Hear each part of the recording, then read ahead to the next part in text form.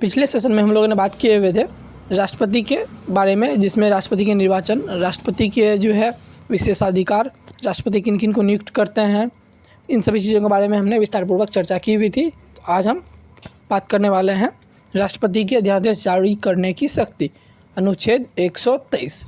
साथ ही ये भी बात करें कि राष्ट्रपति के पास वीटो शक्ति कितने प्रकार की होती है, किन किन स्थितियों में ये विधेयक वीटो शक्ति का प्रयोग करते हैं, क्या कोई ऐसा भी कंडीशन है जिसमें राष्ट्रपति अपने वीटो शक्ति का प्रयोग नहीं कर सकते हैं। तो इन सभी चीज़ों के बारे में चर्चा करेंगे। सबसे पहले जानते हैं कि ये अध्यादेश जारी करने की कौन कौन सी परिस्थितियाँ होती हैं, जिस परिस्थिति में राष्ट्रपति अध्यादेश जारी करते हैं। भारत के राष्ट्रपति को एक अनोखी विधायी शक्ति प्राप्त है जिसे अध्यादेश कहा जाता है। भारतीय संविधान में अध्यादेश का प्रावधान भारत शासन अधिनियम 1935 से लिया गया है। हमारे यहाँ ढेर सारी चीज़ भारत शासन अधिनियम 1935 से लिया गया है, तो ये भी वहीं से लिया गया है। इस शक्ति का प्रयोग अप्रत्याशित अथवा अविलंबनीय मामलों में निपटने के लिए किया जाता है।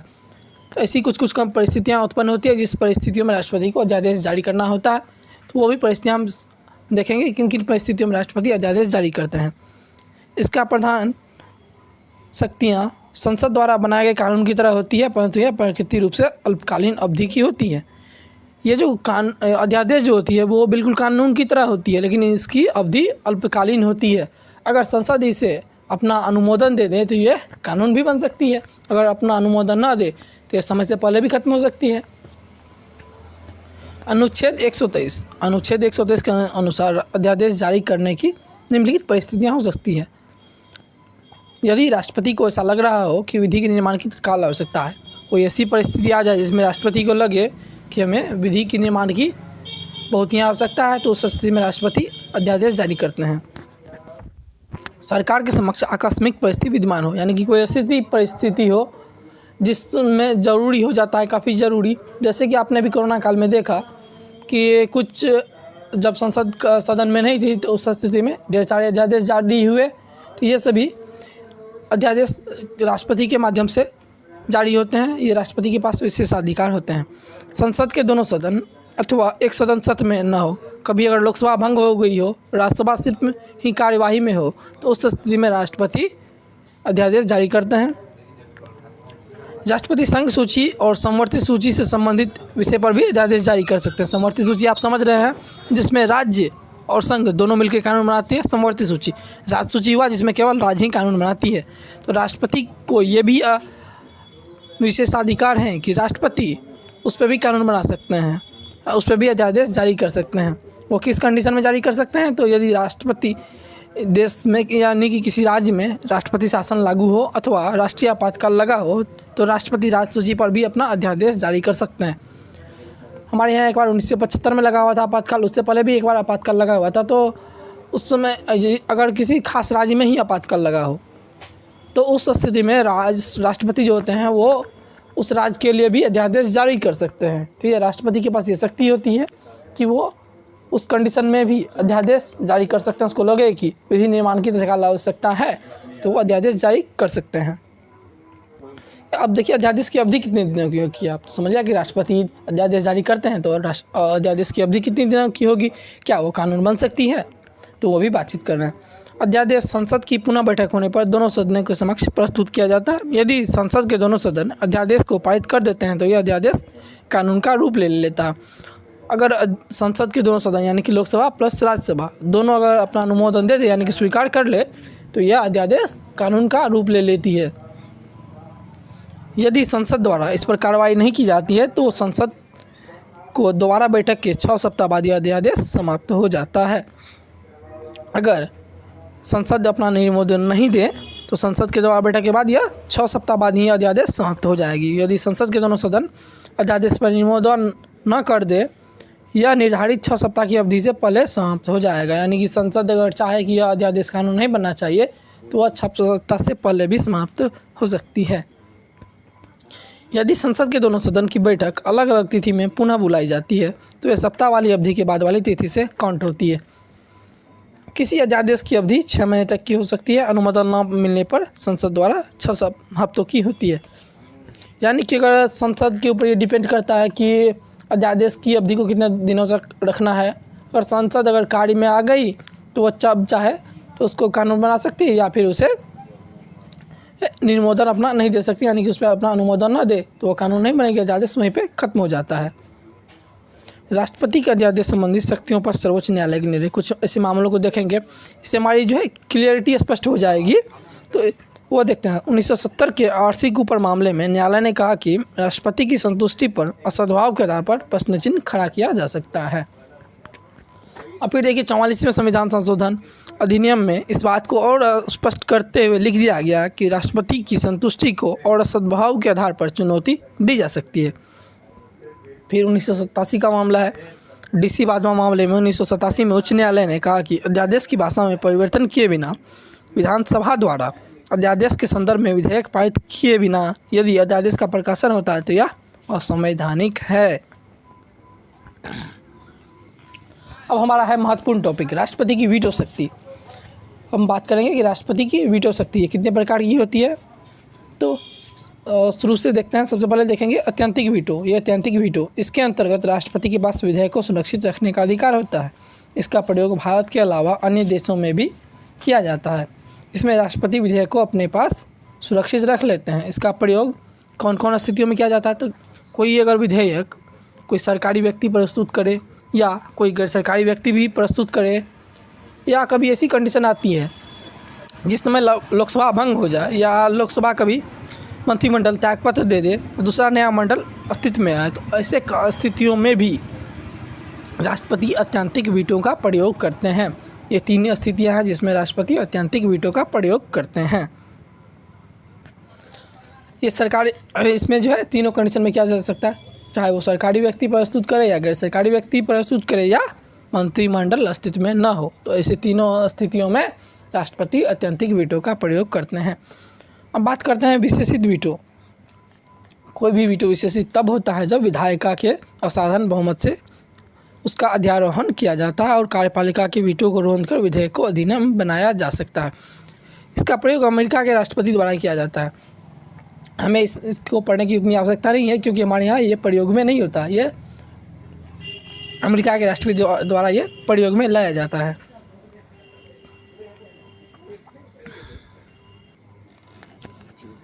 विशेषित वीटो तो आप समझ गए, हमारे यहाँ इसका प्रयोग नहीं होता, इसलिए हमारे लिए इतना महत्वपूर्ण नहीं है। बात करते हैं निलंबनकारी वीटो। निलंबनकारी वीटो के अंतर्गत राष्ट्रपति को भेजा गया कोई भी विधेयक राष्ट्रपति द्वारा संसद को पुनर्विचार हेतु वापस भेजा जा सकता है। इसका प्रयोग भारत के अलावा अन्य देशों में भी होता है। ये किन किन स्थितियों में ये लागू नहीं होता है, तो संविधान संशोधन विधेयक और धन विधेयक को छोड़कर। 24वें संविधान संशोधन द्वारा संविधान में संशोधन करके ये लिख दिया गया कि संविधान संशोधन विधेयक को राष्ट्रपति अपना अनुमति देने के लिए बाध्य होंगे, यानी कि राष्ट्रपति को अनुमति देना होगा। अगर संविधान संशोधन विधेयक पारित होता है तो इसके लिए पूर्व सिफारिश की आवश्यकता नहीं होगी।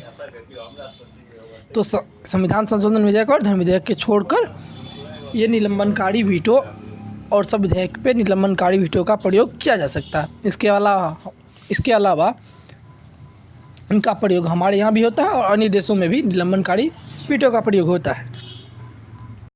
निलंबनकारी वीटो के बारे में तो आपने अच्छी तरह समझ लिया होगा। अब बात करते हैं पॉकेट वीटो की। इसका प्रयोग कई बार हो चुका है, उसका उदाहरण भी हम देंगे कि कब कब किन किन परिस्थितियों में इनका प्रयोग किया गया था।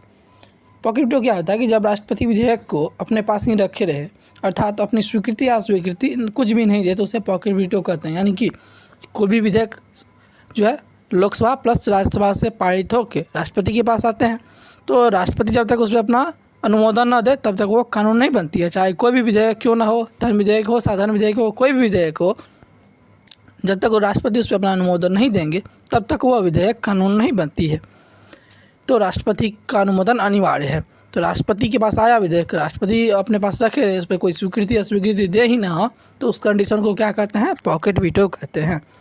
इस मामले में भारत का राष्ट्रपति अमेरिका के राष्ट्रपति से अधिक शक्तिशाली है।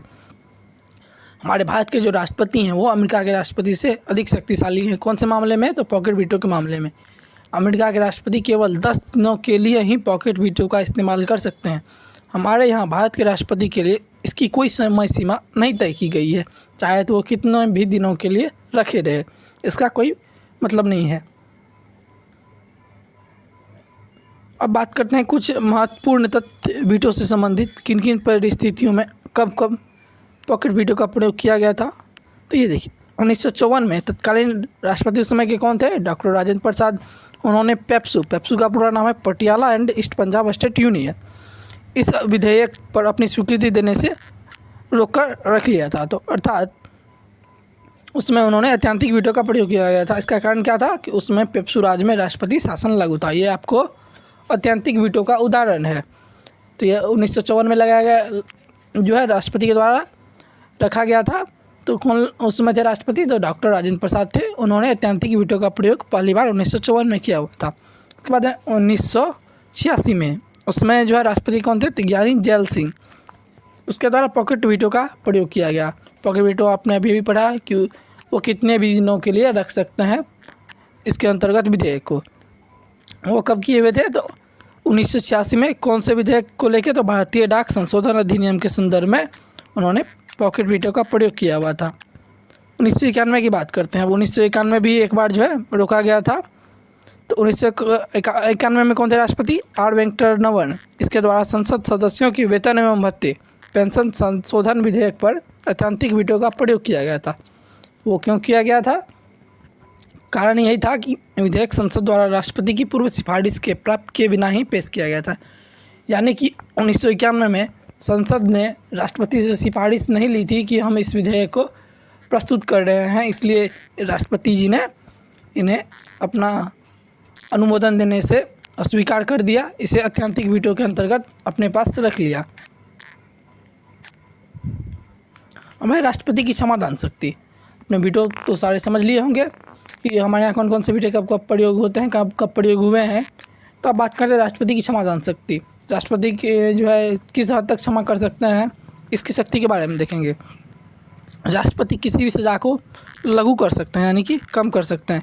जैसे सज़ा की प्रवृत्ति को बदलना, मृत्युदंड को कठोर कारावास में परिवर्तन करना, यह राष्ट्रपति की क्षमादान शक्ति के अंतर्गत आता है।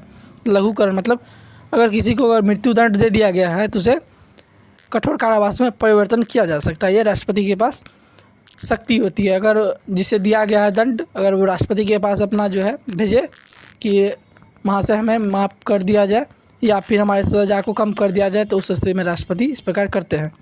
तो परिहार क्या होता है, सज़ा की मात्रा को बदलने, जैसे 2 वर्ष की कठोर कारावास को 1 वर्ष में बदलना। तो राष्ट्रपति के पास ये अधिकार होता है कि किसी को अगर 5 वर्ष की सज़ा हो गई हो तो उसे कम कर सकते हैं, वो अपने अनुसार वो उसे कम कर सकते हैं। विराम, विशेष परिस्थितियों की वजह से सज़ा कम करना, जैसे शारीरिक अपंगता या गर्भावस्था अवधि के दौरान।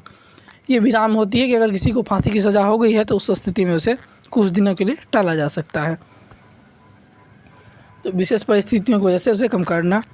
प्रविलंबन, किसी दंड को कुछ समय के लिए टालने की प्रक्रिया।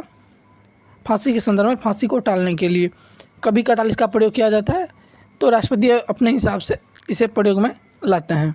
मैं क्षमा पूर्णतः माफ़ कर दे, यानी कि इसका तकनीकी मतलब है कि अपराध कभी हुआ ही नहीं। मतलब राष्ट्रपति के पास ये अधिकार होते हैं।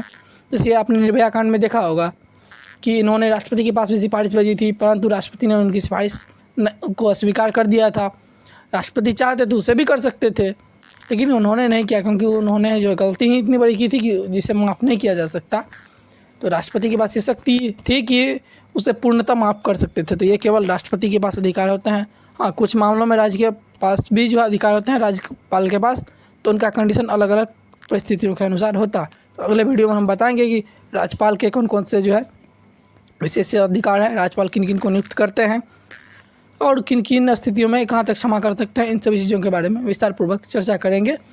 तो आप आगे वाला वीडियो ज़रूर देखिएगा।